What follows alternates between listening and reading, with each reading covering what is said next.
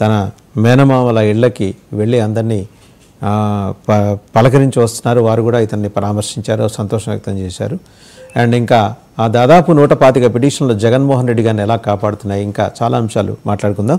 Big డిబేట్లో మనతో participate చేస్తున్నారు పెద్దిరెడ్డి రవికిరణ్ గారు, బీజేపీ అధికార ప్రతినిధి. నమస్తే పెద్దిరెడ్డి రవికిరణ్ గారు. అలాగే పాదయాత్ర వెంకటేశ్వర రెడ్డి గారు, వైఎస్ఆర్సీపీ అధికార ప్రతినిధి. ఇంకా తెలుగుదేశం పార్టీ అధికార ప్రతినిధి ఉట్ల సురేంద్ర నాయుడు గారు, శివపార్తి గారు, జనసేన అధికార ప్రతినిధి, వీరు కూడా జాయిన్ అవుతారు. To start with Peddireddy Ravikiran గారు, జస్టిస్ ఎన్వి రమణ ఇనిషియేటివ్ చొరవ, మనం తెలుగు గురించి మాట్లాడుకున్నాం కాబట్టి తెలుగులోనే మాట్లాడుకుందాం. ఆయన చూపించిన చొరవకి నిన్న అక్రాస్ ద గ్లోబ్ ఉన్న తెలుగు స్పీకింగ్ పీపుల్ అందరూ కూడా, తెలుగు మాట్లాడే వాళ్ళందరూ కూడా వాళ్ళు హర్షాతిరేకాలు వ్యక్తం చేశారు. ఒక పాజిటివ్ నోట్ తోటి మనం ఈరోజు డిబేట్ స్టార్ట్ చేద్దాం. గారు వాయిస్ వస్తుంది సార్? వస్తుందండి, వస్తుంది. ఓకే, వసుదేవన్ గారు, ముందుగా మీకు తోటి ప్యానలిస్ట్ కి 99 టీవీ వీక్షకులకు శుభోదయం అండి. దేశ భాషల యందు తెలుగు లెస్స.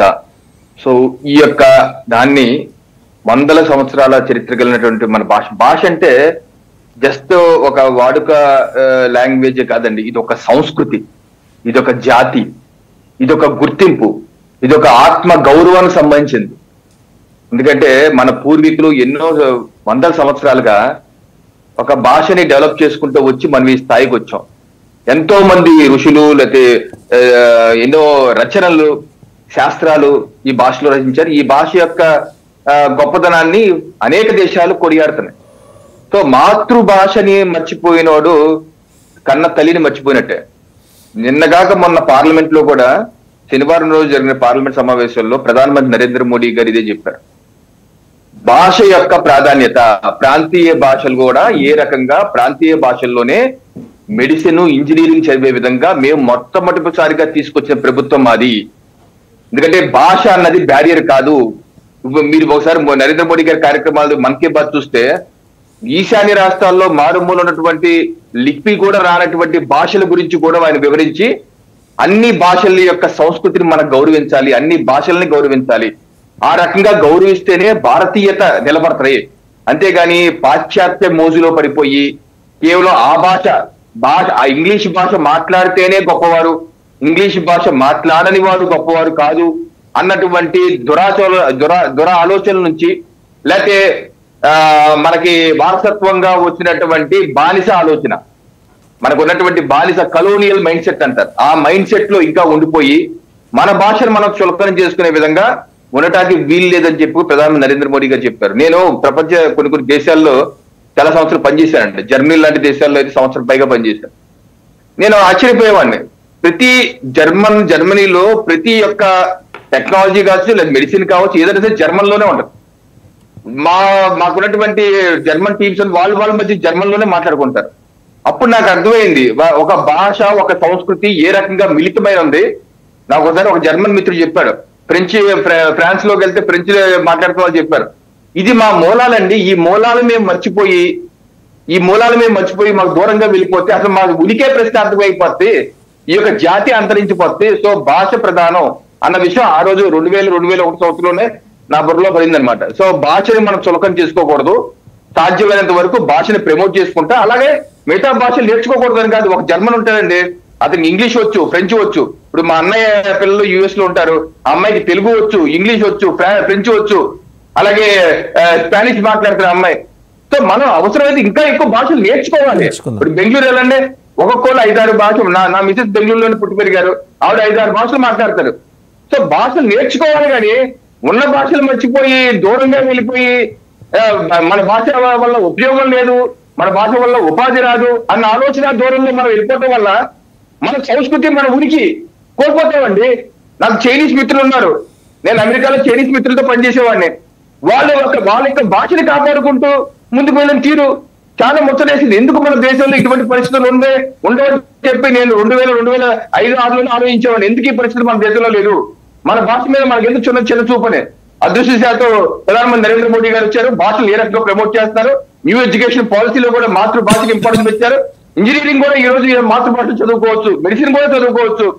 భాష ప్రధానం కాదు, అనేకమైన గ్రంథాలు జర్మన్ లాంగ్వేజ్ లో ఉన్నాయి, లేకపోతే రష్యన్ లాంగ్వేజ్ అంటే అందరూ రష్యన్లో లిటరేచర్ టెక్నాలజీ అంతా తెలుగులో మనకి కొత్త ఆవిష్కరణలు తెలుగులో రాసుకోకూడదా? తెలుగులో పేటెంట్లు తీసుకోకూడదా? ఆ యొక్క ఆవిష్కరణలు చేసి భాష రానంత మాత్రాన అతను విద్యా వీరుడు, విజ్ఞానం లేనివాడు అనుకుంటే మన వేద కాలం నుంచి ఎంతమంది ఋషులు పొంగులు సంస్కృతంలో వివిధ భాషల్లో గ్రంథాలు రచించి ప్రపంచ దేశానికి దిశానిర్దేశం చేశారండి.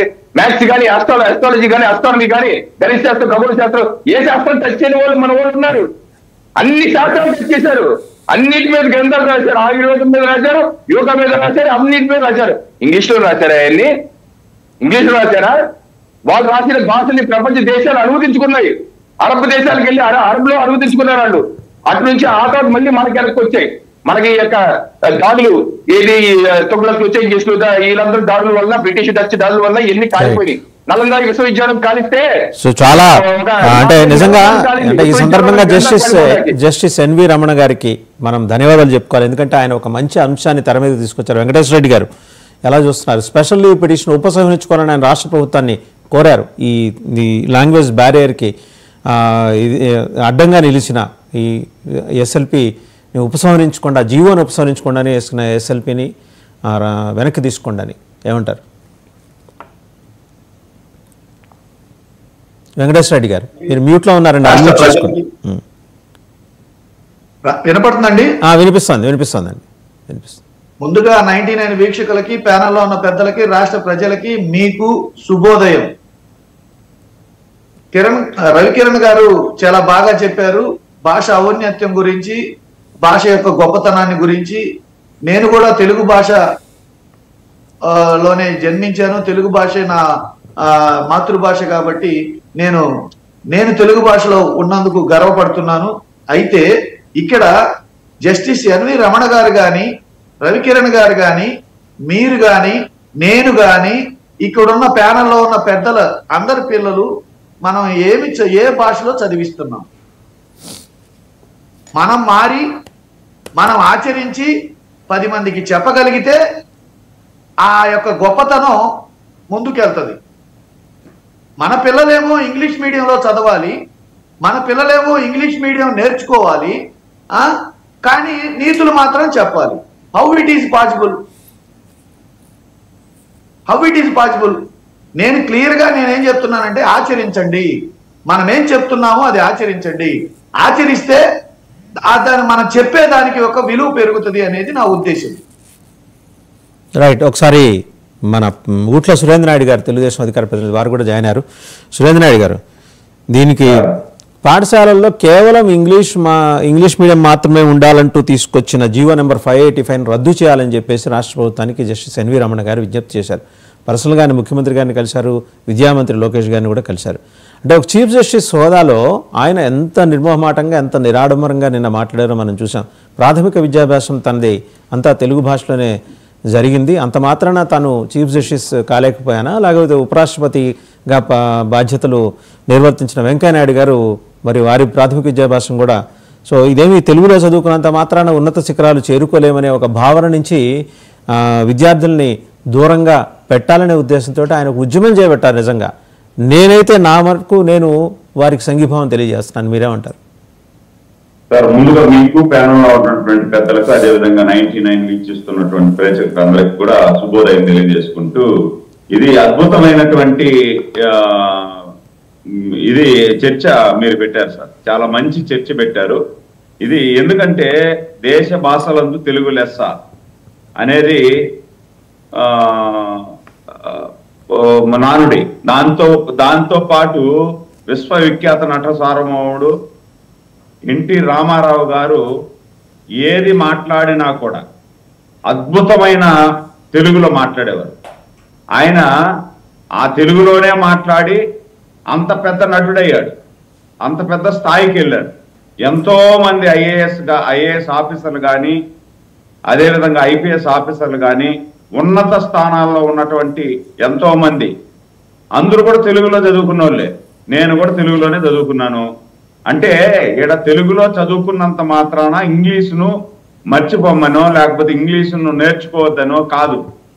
అంటే ఇందాక వెంకటేశ్వర రెడ్డి గారు చెప్తున్నారు, మనం ఆచరించి ఇతరులకు చెప్పాలని చెప్పి. అందరూ కూడా తెలుగులో మాట్లాడిన వాళ్ళే, అందరూ కూడా తెలుగులో మాట్లాడిన వాళ్ళు, తెలుగు నేర్చుకున్న వాళ్ళు, తెలుగు ఇప్పుడు స్కూల్లో అంతా మన చదువుకున్నప్పుడు అంతా కూడా తెలుగు ఉన్నింది కదా, అట్లని చెప్పి ఇంగ్లీష్ వదిలేయలేదు కదా, ఇంగ్లీష్ కూడా ఒక సబ్జెక్ట్ ఉన్నింది. అట్లా లేకుండా మనం ఇంగ్లీషే ఉండకూడదు, మనం తెలుగే ఉండకూడదు, ఇంగ్లీషే మాట్లాడాలా, ఇంగ్లీష్లోనే ఉండాలా అనేది తప్పు అని అందరూ చెప్తా ఉండేది. తెలుగుతో పాటు ఇంగ్లీష్ కూడా ఒక సబ్జెక్టు కావాలనేది నేర్చుకుంటారు. ఇంగ్లీష్ వదిలేయాలనో లేకపోతే హిందీ వదిలేయాలనో కాదు. ఇప్పుడు మనం చూడండి, మనం తమిళనాడుకి పోయినాం అనుకోండి, వాళ్ళ బోర్డులో ఫస్ట్ తమిళే ఉంటది. తమిళ్ లేకపోతే ఒప్పుకోడు. ఏదన్నా నువ్వు షాప్ పెట్టండి, తమిళ్ ఉండాల దాంట్లో బోర్డులో. తమిళ్ లేదంటే వాడు ఆ బోర్డు పెరికేస్తున్నాడు. కర్ణాటకకు పోండి, కర్ణాటకలో కూడా కన్నడ ఉండాలా. ఉత్తరప్రదేశ్ అట్లా పోయినా ఉంటే హిందీ ఉండాలా. అట్లుండాలి. కానీ మనకు ఆంధ్రప్రదేశ్లో కానీ తెలంగాణలో కానీ తెలుగు లేకపోయినా పర్వాలే, వాడు ఉర్దూలోనే పెట్టుకోవచ్చు బోర్డు, లేకపోతే ఇంగ్లీష్లోనే పెట్టుకోవచ్చు, లేదు వాడికి నచ్చిన దాంట్లో వాడు బోర్డు పెట్టుకోవచ్చు. మనం ఇక్కడ పుట్టి ఇక్కడ పెరిగి మనం తెలుగుని చిన్న చూపు చూడటం ఏంది? తప్పు కదా అది. కాబట్టి నేనేమంటే రాబోయే కాలంలో ఇదే మాదిరిగానే అయితే మాత్రము తెలుగును మనం ఎత్తుక్కోవాల్సి వస్తుంది. అంటే ఆయన ఒక విజ్ఞప్తి చేశారు రాష్ట్ర ప్రభుత్వానికి, నాయుడు గారు, అలవాటు కావాలా, సురేంద్ర నాయుడు గారు నేర్పించాలా అంటున్నామే. సురేంద్ర నాయుడు గారు రాబోయే కాలం ఆయన ఒక విజ్ఞప్తి చేశారు. దొరికే పరిస్థితి లేదు. ఒక్క నిమిషం సురేంద్ర నాయుడు గారు, ఆయన ఒక విజ్ఞప్తి చేశారు. ఏమని? 585 జీవో నెంబర్ నన్ను రద్దు చేయండి, కేవలం ఇంగ్లీష్లో మాత్రమే విద్యాబోధన సాగాలనే ఆ నిబంధనని తప్పించండి అని చెప్పి పర్సనల్గా ఒక చీఫ్ జస్టిస్, ఆ క్యాడరు మనకు తెలుసు, ఆయన అత్యున్నతమైనది, ఇంకా రాష్ట్రపతితో సమానమైన క్యాడర్, ఆయన భాష కోసం దిగి వచ్చి 10 మెట్లు దిగి వచ్చి ముఖ్యమంత్రిని విద్యామంత్రిని అభ్యర్థించారు. అంటే ఆ లోపల ఆ తపన, ఆయన లోపల ఉన్న తపనని ఇక్కడ మనం అర్థం చేసుకోవాలి. ఒకసారి శివపార్వతి గారి దగ్గరికి వెళ్దాం. శివపార్వతి గారు, జస్టిస్ ఎన్వి రమణ గారు వెల్కమింగ్ నోట్ ఇచ్చారు, స్వాగతించాల్సిన అంశాన్ని ఆయన ప్రస్తావన చేశారు నిన్న. వాసు గారు, ముందుగా మీకు ప్యానెల్లో ఉన్న పెద్దలకి 99 వీక్షకులకి గుడ్ మార్నింగ్ అండి. ఏదైనా మాతృభాష అంటే మనకి పారిశ్రామిక విప్లవం అవసరమే కానీ మూలాలని ధ్వంసం చేసుకునే విప్లవం అవసరం లేదు. సో మన మూలాలు మనం కాపాడుకుంటూనే విప్లవాత్మకమైన మార్పులు తీసుకురావచ్చు. ఇప్పుడు ఇంటర్నేషనల్ సిలబసెస్ కూడా ఇప్పుడు మనం వెల్కమ్ చేయాల్సిందే, కాదని ఎవరు అనరు. అలా అని తెలుగు మీడియమే వద్దు, అసలు తెలుగే వద్దు అనడం కూడా తప్పే. దాన్ని అలా ఉంచేసి ఇంగ్లీష్ మీడియం కూడా పెట్టండి. ఇప్పుడు ఎవరు ఇష్టమైన వాళ్ళు తీసుకుంటారు డెసిషన్, వాళ్ళు తెలుగులో చదవాలా ఇంగ్లీష్లో చదవాలా అనే ఆప్షన్ అనేది విద్యార్థికి ఇవ్వడం వాళ్ళ విద్యార్థి హక్కు, అసలు అది ఫండమెంటల్ రైట్. సో దాన్ని మొత్తానికే కిల్ చేసేసి తెలుగే ఉండకూడదు, ఓన్లీ ఇంగ్లీష్ మీడియమే ఉండాలి, అందులోనే మీరు విద్యాభ్యాసం సాగాలి అంటే అది ముమ్మాటికి తప్పే అవుతుంది. ఎందుకంటే మన తెలుగుకి మనమే గౌరవించుకోకపోతే ఇంకెవరు గౌరవిస్తారు? మన మాతృభాషకి మనం ఇవ్వకపోతే ఎవరు ఇస్తారు? సో ఎవరైనా ఇప్పుడు అభివృద్ధి చెందిన జపాన్ లాంటి కంట్రీస్ కూడా వాళ్ళ మాతృభాషలోనే నేర్చుకోవాలని ఒక రూల్ పెట్టుకున్నాయి వాళ్ళు. అలాంటప్పుడు మనం మన లాంగ్వేజ్ ని కంప్లీట్ గా పక్కన పెట్టేసి ఎక్కువ ఇంగ్లీష్ కే ప్రిఫరెన్స్ ఇవ్వాలి అనే విధంగా రావటం అయితే అది దురదృష్టకరం అనే అనుకోవాలి. ఫస్ట్ నుంచి పవన్ కళ్యాణ్ గారు మొత్తుకునేది అదే కదా, మన భాషకి ప్రాధాన్యత ఇవ్వాలి, ఇంగ్లీష్ మీడియంతో పాటు తెలుగు మీడియం కూడా ఉంచండి, అసలు ఎందుకు రద్దు చేయడం? ఇష్టమైన వాళ్ళు చదువుకుంటారు, లేకపోతే అలా ఉంటది. ఎవరు జాయిన్ అవ్వకపోతే ఏమైంది? ఉంటే ఇప్పుడు అలాగే ఉంచడం వల్ల నష్టమే ఉంది. స్పెషల్ గా టీచర్స్ ఏమేమి రిక్రూట్ చేయట్లేదు కదా తెలుగు మీడియం. వాళ్ళే ఇష్టమైన వాళ్ళు చదివిన ఒకళ్ళో ఇద్దరో ముగ్గురో ఎంతమంది జాయిన్ అయితే అంతమందికి వాళ్ళ టీచర్స్ ని అలొకేట్ చేయగల సామర్థ్యం ఉన్న స్కూల్సే కదా, ఆల్రెడీ తెలుగులో చెప్పిన స్కూల్సే కదా. వాళ్ళకి ఇంట్రెస్ట్ ఉన్నప్పుడు జాయిన్ అవుతారు. దాన్నే తీసేసి తెలుగు యూనివర్సిటీని క్యాన్సిల్ చేయడం అనేది కూడా చాలా దురదృష్టకరమైన విషయం. అసలు మన రాష్ట్రంలో మన తెలుగు యూనివర్సిటీ లేకుండా చేద్దాం అనుకోవడం అనేది అది ఒక తొగ్లక్ నిర్ణయం. అలాంటి నిర్ణయాలని ఉపసంహరించుకోవాలి ప్రభుత్వాలు. ఖచ్చితంగా మన భాషకి మనం ప్రాధాన్యత ఇవ్వాల్సిందే. ఈవెన్ దో మనకి తమిళనాడులో ఉంది, కర్ణాటకలో ఉంది తెలుగు మీడియం. అసలు కామెడీగా మన ఆంధ్ర రాష్ట్రంలో లేకపోవడం అనేది అసలు చెప్పుకోవడానికి కూడా ఎలా ఉంటదంటే మనల్ని అవహేళన చేయడానికి అదొక అవకాశం ఇచ్చినట్టు ఉంటది తప్పితే ఇంకేమీ లేదు. రైట్ అండి. మిగిలిన తెలుగు భాష ప్రాతిపదికన రాష్ట్రం ఏర్పడాలని ఆ రోజు పొట్టి శ్రీరాములు గారు ప్రాణాలను సైతం త్యాగం చేసి మరి రాష్ట్రాన్ని మన తెలుగు మాట్లాడే ఆ అంశంలో కూడా వెళ్దామండి. సీఎం గారు మాట్లాడిన బయట కూడా తెప్పిస్తున్నాము, ఆ అంశంలో కూడా వెళ్దాము. ఒకసారి రవికిరణ్ గారు, సరే ఇక మిగిలిన వ్యవహారాల్లోకి, మన రాష్ట్ర వ్యవహారాలు సీరియస్ గా నడిచే వ్యవహారాల్లోకి ఒక్క నిమిషం నాకు చెప్పండి. ఒక్క నిమిషం అవకాశం చెప్పండి. ఇప్పుడు అన్నీ బాగానే ఉన్నాయి, మరి మన పిల్లలు ఇంగ్లీష్ మీడియం కార్పొరేట్ స్కూల్లో చదువుతుంటే కార్పొరేట్ స్కూల్లో తెలుగు మాట్లాడితే బెంచీల మీద నిలబెట్టడం, పనిష్మెంట్లు ఇవ్వడం, ఇవన్నీ చేస్తున్నారు. ఆ కార్పొరేట్ విద్యా సంస్థల చైర్మన్లే ఈ రోజు రాష్ట్రంలో మంత్రులుగా ఉన్నారు.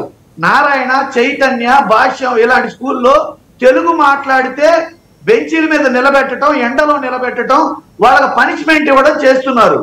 మరి మన పిల్లలు ఏమో ఇంగ్లీష్ మీడియంలో చేరుస్తూ ఇంగ్లీష్ మీడియం మాట్లాడాలని చెప్తూ ఇలాంటి వాటి మీదే జస్టిస్ ఎన్వి రమణ పోరాటం, ఉద్యమం చేస్తున్నారు.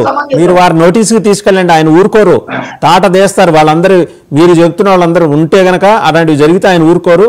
మళ్ళీ వద్దాం ఆ సబ్జెక్ట్లో. ఒకసారి రవికిరణ్ గారి దగ్గరికి వెళ్దాం. రవికిరణ్ గారు, సో ఆ 125 పిటిషన్లు ఈరోజు జగన్మోహన్ రెడ్డి గారిని కాపాడుతున్నాయండి. డిశ్చార్జ్ పిటిషన్స్ వేస్తారు, అదంటారు ఇదంటారు, మొత్తానికి కేసు ముందుకు కదలకుండా. మనకి తెలుసు కదా, ఒక జారులో ఒక 100 నత్తలు ఉంటే ఒక నత్త పైకి వెళ్తుంటే మిగిలిన 99 కిందకి లాగుతున్నట్టు ఆ 125 పిటిషన్లు కిందకి లాగుతున్నాయి, ఈయన కేసు ప్రోగ్రెస్ కాకుండా. ఇది సిబిఐ మొత్తుకుంటోంది, చూశారు కదా. అవునండి, మనం బస్వన్ గారు మనం గతంలో కూడా ఈ అంశాన్ని మీద చర్చించుకున్నాం.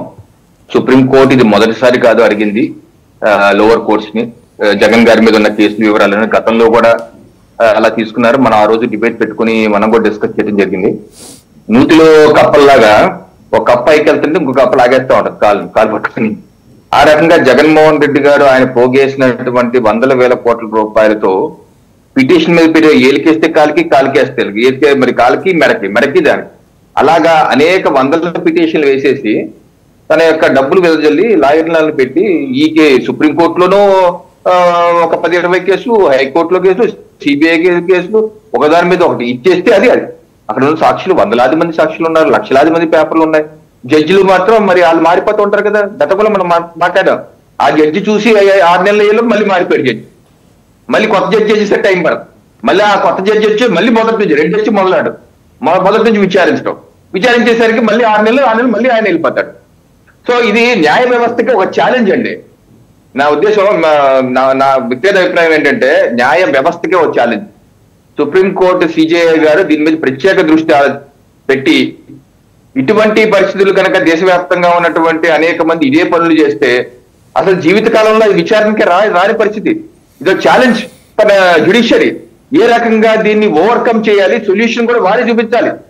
లేకపోతే ఒక కమిటీ వేయాలి, ఎన్వి రమగారు లాంటి కూర్చోబెట్టి ఒక కమిటీ వేసి ఇటువంటి పరిస్థితుల నుంచి ఎలా అధిగమించాలి, న్యాయ వ్యవస్థ సత్వరంగా డెలివరీ చేసే విధంగా ఏం చేయాలి, వాళ్ళ ఏమైనా పరిమితులు పెట్టచ్చా పెట్టకూడదా, పెట్టాలి అంటే మనకు ఉన్నటువంటి చట్టపరమైన ఇబ్బందులు ఏంటి, ఇబ్బందులు అంటే కేంద్ర ప్రభుత్వానికి చెప్పాలి, ఇటువంటి కేసెస్ కి ఈ రకమైన చట్టం చేయండి, చట్టం చేస్తే మేము ఇలా చేద్దామని చెప్పాలి.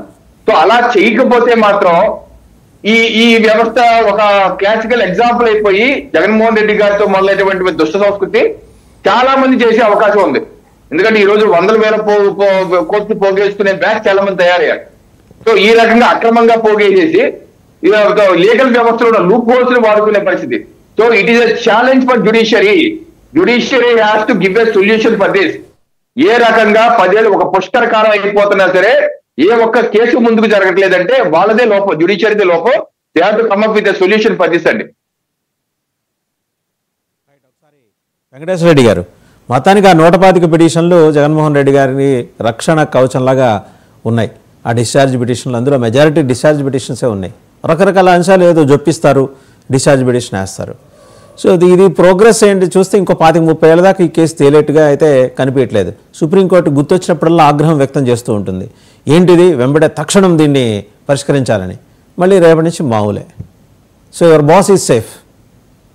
జ్యుడిషియరీ వ్యవస్థలో ఈ పిటిషన్లు వేసుకునే అవకాశం, పిటిషన్లు వేసుకునే పద్ధతి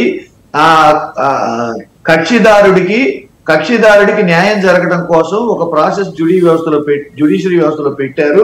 అది జగన్మోహన్ రెడ్డి గారు ఒక్కరే వినియోగించుకోవట్లేదు, చంద్రబాబు నాయుడు గారు వినియోగించుకున్నారు, రామోజీరావు గారు వినియోగించుకున్నారు, ఈ జ్యుడిషియరీ వ్యవస్థలో అనేక మంది వినియోగించుకొని న్యాయం కోసం పోరాటం చేస్తూ అక్రమ కేసులు బనాయించారని చెప్పేసి న్యాయం కోసం పోరాటం చేస్తూ అనేక మంది వినియోగించుకున్నారు. ఇప్పుడు వ్యవస్థని మారిచ్చి అందరికీ ఒకే చట్టం తెచ్చినప్పుడు దట్ ఈస్ నాట్ ప్రాబ్లం. కేవలం జగన్మోహన్ రెడ్డి గారిని ఎగ్జాంపుల్ గా చూపించడం అనేది ఇది చాలా ఘోరమైన చర్య, ఘోరమైన తప్పిదం. నేనేమంటానంటే చంద్రబాబు నాయుడు గారి పిటిషన్లు వేయలేదా, రామోజీరావు గారి పిటిషన్లు వేయలేదా? మరి రామోజీరావు గారి కేసులు ఎన్నాళ్ళు కొనసాగింది? చివరికి ఆయన చనిపోయేంత వరకు కొనసాగింది. చివరికి ఆయన చనిపోయేంత వరకు కొనసాగుతూనే ఉంది కేసు. ఆయన బతికుండా ఎప్పుడో ఉండవల్లి అరుణ్ కుమార్ గారు కేసు వేస్తే ఆయన చనిపోయేంత వరకు కొనసాగింది. పిటిషన్లు అని ఆ వ్యవస్థ గురించి అందరి గురించి మాట్లాడండి, తప్పులేదు. జగన్మోహన్ రెడ్డి గారి గురించి ఒక్కరి గురించి ఏదో మాట్లాడి జగన్మోహన్ రెడ్డి గారికి ఒక్కరికే వెసులుబాటు కల్పించినట్టు, లేదు ప్రత్యేకమైన వెసులుబాటు ఏదన్నా ఇచ్చినట్టు మాట్లాడి జ్యుడిషియల్ వ్యవస్థలో ఉన్న సిస్టము ఆయనకి న్యాయం జరగడం కోసం. వెంకటేశ్వర రెడ్డి గారు ఈ ప్రస్తావన ఎందుకు తీసుకురావాల్సి వచ్చిందంటే సుప్రీంకోర్టు కూడా మాట్లాడింది కాబట్టి, సుప్రీంకోర్టు అసహనం వ్యక్తం చేసింది కాబట్టి. మరి 125 పిటిషన్లు ఏంటి సార్? 125 కాదు, చంద్రబాబు నాయుడు గారి పిటిషన్లు, చంద్రబాబు నాయుడు గారి కేసులు చూస్తే అంతకంటే ఎక్కువే ఉన్నాయి. అంతకంటే ఎక్కువ నేను తెచ్చుకోలేదు కానీ సబ్జెక్టు నేను తెచ్చుకోలేదు కానీ తెచ్చుకొని ఈ సబ్జెక్ట్ అనుకున్నట్టే దాని గురించి ఆయన ఎన్ని పిటిషన్లు వేశారో, ఆయన కేసులు ఎన్నాళ్ళు కొనసాగినాయో, ఎన్నేళ్ళు స్టేలో ఉన్నాయో చెప్పగలం. ఒకసారి సురేంద్ర నాయుడు గారు మాట్లాడతారు ఏంటండి 125 కన్నా ఎక్కువే ఉన్నాయా ఆయన అంటున్నారు. ఎన్నేళ్ళు స్టేలో ఉన్నాయి ఆయన కేసులు? 27 కేసులు కొన్ని దశాబ్దాల కాలంగా స్టేలో ఉన్నాయి. సార్ ఇప్పుడు మాట్లాడుకునే దానికి మాత్రం సరిపోతాయి సార్ ఇవి. వీళ్ళ జగన్మోహన్ రెడ్డి గారి తండ్రి గారే చంద్రబాబు గారిని ఎట్లా ఒకటి జైల్లో పెట్టాలని కేసులన్నీ ఎత్తుకొని పోయి వేసిన సందర్భాలు చూసినాం, దాన్ని మళ్ళా ఉపసంహరించుకుంది చూసినాం. అదే విధంగా విజయలక్ష్మి గారు ఎత్తపోయి పెట్టింది చూసినాం, దాన్ని మళ్ళా ఉపసంహరించుకుంది చూసినాం. కానీ వీళ్ళు ఏదో ఒకటి మాట్లాడతారు.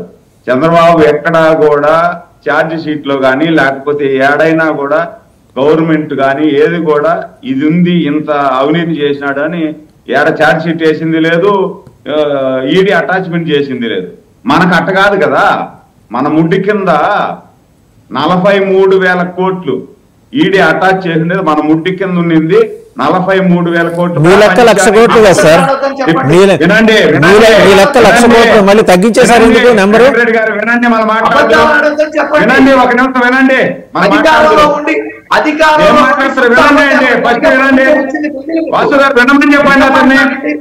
వెంకటేశ్వర రెడ్డి గారు మీరు మాట్లాడదు కానీ ఆగండి. వెంకటేశ్వర రెడ్డి గారు చంద్రబాబు నాయుడు మాట్లాడండి. మాట్లాడతారు. 43,000 కోట్లు అటాచ్ చేసింది ఈడీ మీ విజయసాయి రెడ్డి మీద, మీ పార్టీ వాళ్ళ మీద. 1000 సార్లు మీరు కోర్టుకు పోకుండా తప్పించుకునే దానికి లీవ్ పిటిషన్ వేసినారు. మీరు మాట్లాడతారు. మీరు ముఖ్యమంత్రి పదవిని అడ్డం పెట్టుకొని శుక్రవారం కోర్టుకు పోకుండా నిలిచిపోయిన వాళ్ళు మళ్ళీ మీరు మాట్లాడతారు. మాకు సిగ్గుచేటు వీళ్ళ గురించి మాట్లాడాలంటే. ఇది ప్రపంచం ఎరిగిందే కదండి. ఇప్పుడు ఏదైతే న్యాయ శాస్త్రాలలో రాజ్యాంగంలో ఉన్నటువంటి లొసుగులను అడ్డం పెట్టుకొని ఎవరు కూడా దోషులు శిక్షించబడకూడదు. ఆయన అడిగేది అది కాదండి సురేంద్ర నాయుడు గారు. ఆయన అడిగేది సురేంద్ర నాయుడు గారు. పాదయాత్ర చేసేటప్పుడు ఏం చేశారు వీళ్ళు? ఒక్క నిమిషం సురేంద్ర నాయుడు గారు మీరే మాట్లాడు. ఆయన అడిగేది అది కాదు. అసలు మన కోర్టుకు కూడా వెళ్లకుండా స్టేలు తెచ్చుకున్నాం కదా అంటాడు ఆయన. అదే మీరు 5 సంవత్సరాలు ఉన్నారు కదా, మీరు కోర్టుకు పోకుండా స్టేలు తెచ్చుకున్నది మీ మాదిరి. ఇప్పుడు మీరు కూడా కోర్టు ఆయన చెప్పేది మీకన్నా ముందర వాళ్ళకన్నా ముందర మీరు తెచ్చుకున్నారు కదా, మిమ్మల్ని స్ఫూర్తిగా తీసుకుని ఆయన వెళ్తున్నాడని. మేము కోర్టుకు పోకుండా స్టేలు తెచ్చుకున్నారా అంటున్నారు. మా మీద చెప్పలేదా సుప్రీంకోర్టు? సుప్రీంకోర్టు మా మీద ఉంటే మా మీద చెప్పాలి కదా సుప్రీంకోర్టు. అంటే సుప్రీంకోర్టును కూడా తప్పుపడతారా మీరు? సుప్రీంకోర్టు చెప్పింది కూడా తప్ప? సుప్రీంకోర్టు కూడా పెండింగ్ కేసుల గురించి మాట్లాడిందండి. జగన్మోహన్ రెడ్డి ఒక్కడి గురించి మాట్లాడలా, పెండింగ్ కేసులు అన్నిటి గురించి మాట్లాడింది. ఇప్పుడు జగన్మోహన్ రెడ్డి గురించి, జగన్మోహన్ రెడ్డి గారి అవినీతిని గురించి చెప్పుకోవాలంటే భారతం కంటే జాస్తి అవుతుంది. ఇప్పుడు ఇదే లాలూ ప్రసాద్ యాదవ్ 100 కోట్లు ఏదో గడ్డి కుంభకోణంలో తిన్నాడని చెప్పి దాదాపు 25 సంవత్సరాలు వేసేసారు లోపల, ఇంకా వస్తున్నాడు పోతున్నాడు. కానీ మనమేమో ఆంధ్రప్రదేశ్లో 43,000 కోట్లు అడ్డంగా బుక్ అయిపోయినాం. ఈడీ అటాచ్మెంట్ చేసింది, నేను ఊరికే మాట్లాడటం లే, ఈడీ అటాచ్ చేసిందే 43,000 కోట్లు, అందులో 1,00,000 కోట్లు అన్నారు.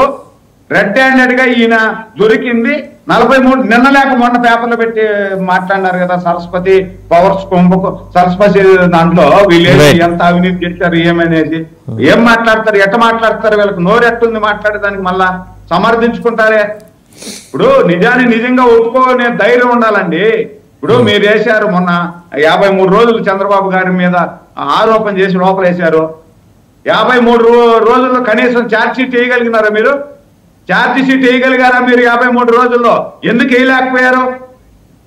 నేను మాట్లాడుతున్నాడు విజయసాయిరెడ్డి ముడ్డి కింద 67 సంవత్సరాలు ముడ్డి కింద పెట్టుకొని అతను మాట్లాడుతున్నాడు. మళ్ళీ మేము అధికారంలోకి వస్తాం, మీరు బతికుంటే మిమ్మల్ని జైలు వేస్తామని.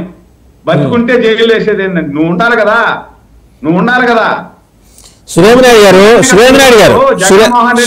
గారు అదే విధంగా ఈ రోజు వైసీపీ పార్టీ ఈ రోజు ఈ విధంగా సురేంద్రనాయుడు గారు మీరు ఏమైనా మాట్లాడండి కానీ సురేంద్రనాయుడు గారు ఏమైనా మాట్లాడండి కానీ కొంచెం భాషని మనం అదుపులో పెట్టుకుందాం.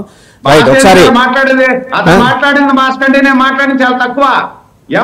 ఒక ఎంపీగా ఆయన సంగతి వదిలేయండి, ఇక్కడ మాత్రం అదుపులో పెట్టుకుందాం. సురేంద్రనాయుడు గారు ఐ సీరియస్లీ అబ్జెక్ట్. మనం అదుపులో పెట్టుకుందాం. వాళ్ళు చేశారు కదా మీరు కూడా చేస్తారా? నేను ఒకటే అడుగుతున్నా, వాళ్ళు చేశారు కదా మీరు కూడా చేస్తారా? మీకు వాళ్ళకి తేడా ఏంటి? వాళ్ళు అలా చేశారు కాబట్టి 11 దగ్గర ఆగారు. వాళ్ళు అలా చేశారు కాబట్టి 11 దగ్గర ఆగారు.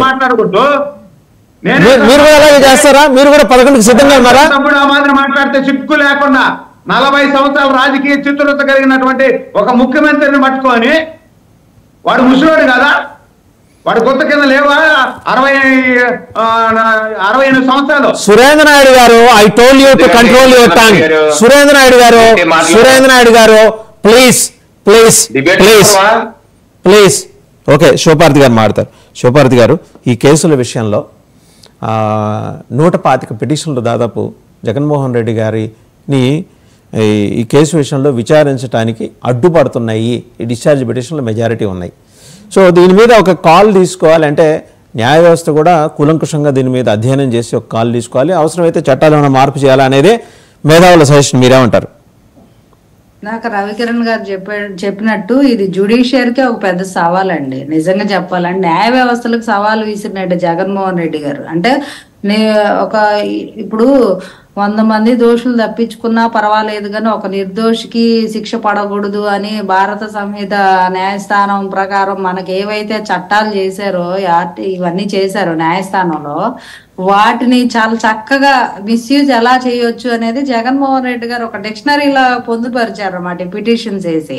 ఎక్కడ ఈవెన్ సుప్రీంకోర్టులోనే 15 పిటిషన్లు వేస్తే ఇంకా 12 పిటిషన్ పెండింగ్ లో ఉన్నాయంటే చూడండి ఆయన ఏ పార్టీ. అందుకని పాపం విజయసాయి రెడ్డి గారు కూడా పార్లమెంట్ లో లాయర్లకి జీతాలు పెంచాల్సి వస్తుందండి, కాస్త తగ్గించేలా చట్టం చేయమని అడిగాడు.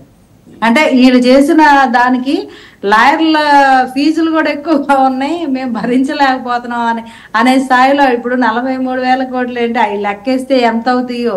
అంటే ఈయన అవినీతి, జగన్మోహన్ రెడ్డి గారు అవినీతి గురించి విదేశీయులు సైతం పార్లమెంట్ లో మాట్లాడుకునే రేంజ్ అయ్యి అలాంటి కేసులు మనకు ఒక ఛాలెంజింగ్ గా, అంటే భారతదేశ క్రెడిబిలిటీని ఒక రకంగా క్వశ్చన్ చేస్తున్నాయి. ఇక్కడ మీ జ్యుడిషియరీస్ ఏం చేస్తున్నాయి అని ప్రపంచ దేశాలు మన వైపు ఇట్లా తుప్పుకుమని ఊసేలాగా ఈ జగన్మోహన్ రెడ్డి గారి కేసులు ఉన్నాయి అన్నమాట వాస్తవం.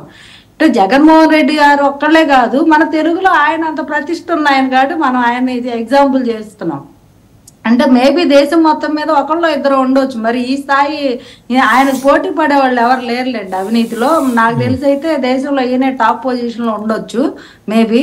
సో ఆయనకు పోటీ పడే వాళ్ళు ఒకళ్ళు ఇద్దరు ఉండుంటారు, వాళ్ళు పెద్దగా వెలుగులోకి వచ్చిన పర్సనాలిటీస్ కావు. కాబట్టి జగన్మోహన్ రెడ్డి గారికి చేసిన అవినీతి అనేది ఎట్లా అవినీతి చేయాలి, ఎట్లా అవినీతి చేస్తారు అనే దానికి ఈయన ఒక ఒక మార్కిజం లాగా కూడా బయట బ్రిటన్ లో కంట్రీస్ లో కానీ మిగతా వాటిల్లో కానీ అవినీతి గురించి టాపిక్ వచ్చినప్పుడు మాత్రం జగన్మోహన్ రెడ్డి గారిని మాత్రం ఖచ్చితంగా దాన్ని ప్రస్తావించి మరి క్లాసులు చెప్పుకునే పరిస్థితికి ఆయన అయితే ఎదిగారు. సో ఇలాంటి అతన్ని అట్లాగే వదిలేసి అంటే న్యాయ వ్యవస్థలో ఉన్న లొసుగుల్ని అడ్డం పెట్టుకొని ఎట్లా సర్వైవ్ అవ్వచ్చు ఒక ఆర్థిక ఉగ్రవాది అనడానికి ఎగ్జాంపుల్ జగన్మోహన్ రెడ్డి గారు. దీన్ని నిజంగా న్యాయస్థానాలు సీరియస్ గా తీసుకొని సుప్రీంకోర్టు కానీ న్యాయస్థానాలు సీరియస్ గా తీసుకొని దీనికి ఏదో ఒక ఫుల్ స్టాప్ పెట్టకపోతే మాత్రం భారతదేశానికి ఒక అపఖ్యాతి వచ్చే పరిస్థితి ఉంది. అంటే భారతదేశంలో ఏమైనా చేయొచ్చు, ఎన్నాళ్ళైనా తిరగవచ్చు, ఎవరు అరెస్టులు చేయరు. ఇప్పుడు హత్యలు చేసినా బయటకు వచ్చేస్తారు, అవినీతి చేసినా బయటకు వచ్చేస్తారు. అక్కడ చట్టాలు చాలా వీక్, కానీ జనాలు అనుకునేలాగా మాత్రం జగన్మోహన్ రెడ్డి గారు చేస్తున్నారు అనడంలో నిస్సందేహం. పరిస్థితి మనకి తలెత్తినందుకు మనం అవమానంగా ఫీల్ అవ్వాలి ప్రతి ఒక్కళ్ళు. సో ఇప్పుడు ఇక్కడున్న న్యాయవాదులు కూడా ఇంత చదువుకొని ఎంత న్యాయస్థానంలో ఉన్న జడ్జిలు కూడా ఆయన ఏం చేయలేకపోతున్నారు అంటే ఏంటి, అన్ని డిశ్చార్జ్ పిటిషన్స్ వేస్తున్నారు. 120 డిశ్చార్జ్ పిటిషన్స్ వేయడానికి అసలు ఆ రైట్ ఎట్లా ఇచ్చారు? న్యాయస్థానాల్లో కూడా చట్టాల్లో కూడా మార్పులు తేవాలి, అమెండ్మెంట్. న్యాయస్థానాలు ఏం చేయలేవండి, పార్లమెంట్ చట్టం చేయాలి, పార్లమెంట్ చట్టం చేయాలి. ఇప్పుడు మీరు 124 మంది ఉన్నారు కదా మీ కూటమి, ముందర అసెంబ్లీలో ఒక తీర్మానం చేసి కేంద్రానికి పంపండి. కాదు, ఇవాళ you have a mighty power అండి, you have a mighty power. 124 మంది మీరు అర్జెంటుగా ఏం చేయాలంటే నెక్స్ట్ అసెంబ్లీ సెషన్స్ లో మీరందరూ కలిసి కూర్చొని మాట్లాడుకుని ఒక చట్టం మేము ఇలాంటి డ్రాఫ్ట్ తయారు చేశాం, కేంద్రం దీన్ని పరిశీలించాలని కోరండి, కేంద్రం పరిశీలిస్తుంది. అసలు కేంద్ర ప్రభుత్వాన్ని మేము రిక్వెస్ట్ చేస్తున్నాము. రిక్వెస్ట్ కాదు, త్రూ ప్రాపర్ ఛానల్ వెళ్ళమంటున్నా నేను. త్రూ అసెంబ్లీలో ఒక రెజల్యూషన్ తీర్మానం చేసి అసెంబ్లీ ఆమోదింపజేసి ఆ డ్రాఫ్ట్ పంపించండి, కేంద్రానికి పరిశీలిస్తుంది కేంద్రం. అది రాష్ట్ర స్థాయిలోనే ఉంటదిగా. నేను అనేది ఏంటంటే దేశ స్థాయి. మీరు అందుకనే వాళ్ళకి పంపండి, నేను వాళ్ళకి పంపిస్తే పార్లమెంట్ చర్చిస్తుంది అట్లా తీసుకోవాలి డెసిషన్. పార్లమెంట్ చర్చిస్తుంది. మీకేంటి మొహమాటం అండి? అలాగే మీకు కాదు నేను అడుగుతున్నది మీకు అర్థం కావట్లా, నా ప్రశ్న మీకు అర్థం కావట్లా. మీరు 124 మంది ఉన్నారు, ఇలా ఈ డిశ్చార్జ్ పిటిషన్లో ఈ గోళ ఈ వ్యవహారం జగన్మోహన్ రెడ్డి తాపకి తప్పించుకుపోతున్నాడు, ఒంటికి ఆమోదం రాసుకుని తిరుగుతున్నాడు. మనం తీర్మానం చేద్దాం, తీర్మానం చేసి కేంద్రానికి పంపిద్దాం, పార్లమెంట్లో దాని మీద డిస్కషన్ వస్తుంది. పార్లమెంట్ దేవుడా అంటూ పార్లమెంట్ ఒప్పించే పరిస్థితి వాళ్ళు మీకు ఉంది. ఎందుకంటే మీ మీద బ్యాంక్ అయింది ప్రభుత్వం, ఇక్కడ తెలుగుదేశం, అక్కడ బీహార్లో నితీష్.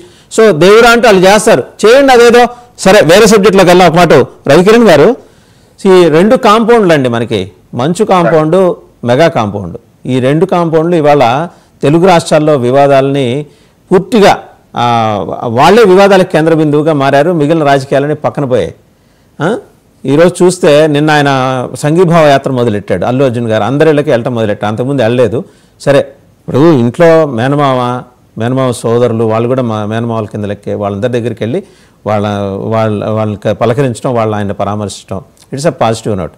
మోహన్ బాబు గారు కూడా పూర్తిగా పరివర్తన చెంది బాధిత జర్నలిస్ట్ దగ్గరికి వెళ్ళి క్షమాపణ కోరాడు, మీడియాను కూడా క్షమాపణ కోరాడు. అది అట్టుంచితే మళ్ళీ ఆ కాంపౌండ్లో ఇంకో వివాదం.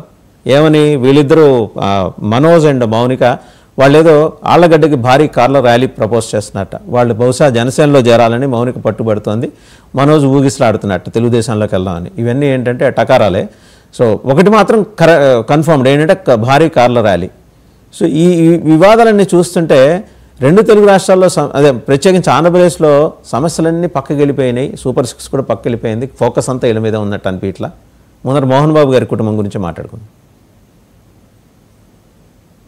మోహన్ బాబు గారికి మీరు చెప్పిన అంశంతో పాటు నిన్న సాయంత్రం ఇంకోటి కూడా వచ్చిందండి.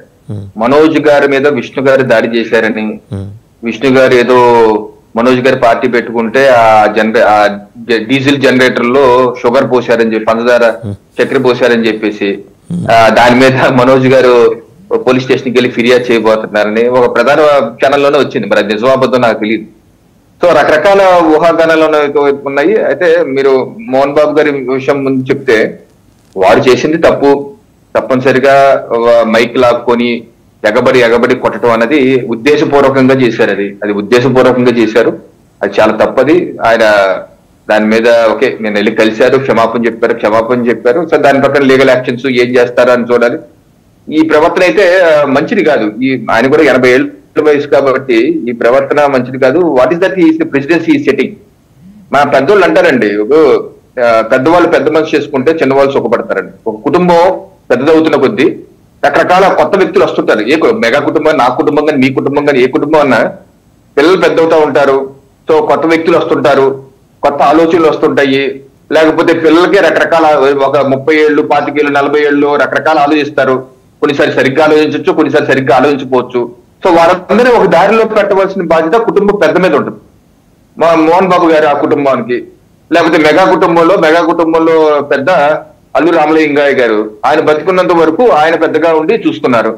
ఆయన తర్వాత అల్లు అరవింద్ గారు, మెగాస్టార్ చిరంజీవి గారు. అల్లు అరవింద్ గారు యాక్చువల్ చిరంజీవి గారి కన్నా 5-6 ఏళ్ళు పెద్ద. వీళ్ళిద్దరూ కృష్ణార్జునులాగా నిలబడ్డారు, రామలక్ష్మణ్ లాగా నిలబడ్డారు. అటు ఇండస్ట్రీని చూసుకున్నారు, అటు కుటుంబాన్ని కూడా, అటు సైడ్ కుటుంబం, ఇటు సైడ్ కుటుంబం. ఇప్పుడు చిరంజీవి గారికి, అల్లు గారికి కుటుంబానికి అనుబంధం 40-45 ఏళ్ళ అనుబంధం. 80లో పెళ్ళైంది చిరంజీవి గారికి, ఇప్పుడంటే 44 ఏళ్ళు. ఈ 44 ఏళ్లలో ప్రస్థానంలో కుటుంబం చాలా పెద్దదైంది. అటు వాళ్ళకి పిల్లలు ఉన్నారు, అల్లు రామలింగ గారికి 4 పిల్లలు, ఇటు పిల్లలు చాలా మంది అయ్యారు. వాళ్ళే ఒక 100 మంది అవుతారు, క్లోజ్ ఫ్యామిలీ 100 మంది అవుతారు. సో ఈ 100 మంది లో కొత్త వాళ్ళు వచ్చారు, రకరకాల ఆలోచనలు ఉంటాయి. అలాగా ఆ కుటుంబం పెద్ద అయినటువంటి అల్లు అరవింద్ గారు, అలాగే చిరంజీవి గారు పెద్ద మనసు చూసుకుని తప్పులు సెట్ చేసుకుంటూ సన్మార్గంలో పెట్టుకుంటూ వెళ్తున్నారు. సో ఇది మంచి పని. అందరూ ఈ రకంగా చేస్తే, పెద్దవాళ్ళు పెద్ద పని చేసుకుంటే ఆ రకంగా కుటుంబ వ్యవస్థ పరిరక్షించే అవకాశం ఉంటుంది. ఇది ప్రతి కుటుంబానికి వర్తిస్తుంది. నా కుటుంబానికి వర్తిస్తుంది, అందరి కుటుంబానికి వర్తిస్తుంది. అదొక point. Next point, Allu Arjun గారు వాళ్ళ ఇంటికి వెళ్ళారు పరామర్శకి. కొన్ని విమర్శలు వచ్చాయంటే, ఆ అబ్బాయి పాపం వాళ్ళ మదర్ కాలం చేశారు. ఆ అబ్బాయి హాస్పిటల్ ఉన్న శ్రీ తేజ అబ్బాయి హాస్పిటల్ ఉన్నారు, ఇబ్బంది పడుతున్నారు. మరి దాని పర వారు తొందరగా కోరుకోవాలని చెప్పి నేనైతే మీ ఛానల్ ద్వారా మరోసారి భగవంతుడు ప్రార్థిస్తున్నాను. అయితే ఒక ఆరోపణ ఏంటంటే, వారిని ఎందుకని పరామర్శించలేదు, వారి దగ్గరికి ఎందుకు వెళ్ళలేదు, అల్లు అర్జున్ గారి వెళ్ళాలి కదా అని చెప్పి అన్నారు. సో దానికి వారు రాత్రి కూడా ట్వీట్ లో సమాధానం చెప్పారు. ఇప్పుడు న్యాయశాఖ న్యాయపరమైన అంశాలు కూడా దీంట్లో ఉన్నాయి, అందుకనే నేను వెళ్ళలేదు. ఆ కుటుంబానికి పూర్తి బాధ్యతగా, వైద్యపరంగా బాధ్యత, అలాగే కుటుంబానికి కావాల్సినటువంటి ఆర్థిక సహకారం మొత్తం నేను అండదండలుగా ఉంటాను. సో ఈ కారణాల చేత నేను వెళ్ళలేకపోతున్నాను కూడా ఆయన వివరించారు. ఇంకో కోణం ఏంటంటే, కొంతమంది ఏమంటున్నారంటే సోషల్ మీడియాలో, ఇండస్ట్రీ మొత్తం అంతా అల్లు అర్జున్ గారి ఇంటికి వెళ్ళి ఆయన్ని పరామర్శించి చేస్తున్నారు, మరి అక్కడ చనిపోయిన కుటుంబం ఆ బాబుకి మీరు చిన్న చూపు చూడలేదా అని చెప్పేసి సోషల్ మీడియా నడుస్తుంది. నేను చెప్పే విజ్ఞప్తి ఏంటంటే, ఇప్పుడు జరిగిన ప్రమాదానికి, ఆ యొక్క భాస్కర్ గారి కుటుంబానికి జరిగిన అన్యాయానికి అందరూ బాధపడుతున్నారు. అది నిర్మమైన అంశం, ఇది తీర్చలేని లోటు. ఆ బాబు కూడా అందరూ కోరుకుంటున్నారు. అయితే ఇక్కడ జరిగిన అంశం ఏంటి? ఇక్కడ ఏమైనా మోహన్ బాబు గారి లాగా అల్లు అర్జున్ గారు కావాలని వెళ్ళి వాళ్ళు కొట్టి చేశారా ఏమన్నా? తెలియదు కదా. అది జరిగింది ఒక ప్రమాదం. ప్రోగ్రామ్ ఆర్గనైజ్ చేసింది అల్లు అర్జున్ గారు కాదు, థియేటర్ ఏర్పాటు చేసింది అల్లు అర్జున్ గారు కాదు, థియేటర్ వేరే వాళ్ళది, వాళ్ళు ఎగ్జిబిట్ చేస్తున్నారు, వాళ్ళకి ప్రభుత్వ పర్మిషన్ ఇచ్చింది, ఆ షోలు రన్ చేస్తున్నారు, షోకి ప్రభుత్వ పర్మిషన్ ఇచ్చింది, ఫలానా రోజు ఫలానా షోకి వస్తున్నామని చెప్పేసి ఇంటిమేట్ చేస్తే ఆ యొక్క థియేటర్ యాజమాన్యం ప్రభుత్వానికి కూడా చెప్పింది భద్రత కావాలని. ఆ భద్రత ఇవ్వాల్సిన బాధ్యత ప్రభుత్వం మీద, హోంశాఖ మీద, రేవంత్ రెడ్డి గారి ప్రభుత్వం మీద, ఏసీపీ మీద ఉంది. వారు ఎక్నాలజ్మెంట్ కూడా ఇచ్చారు. ఒకరు పెట్టే కార్యక్రమానికి అల్లు అర్జున్ గారు వెళ్ళారు, అందరిలాగానే పాల్గొంటాకి. అక్కడికి వచ్చినట్టు 100,000 మంది లాగానే ఆయన కూడా సినిమా చూడటానికి వెళ్ళారు. కానీ ఆయన వ్యక్తిగతంగా చేసి నేరం కాదు కదా.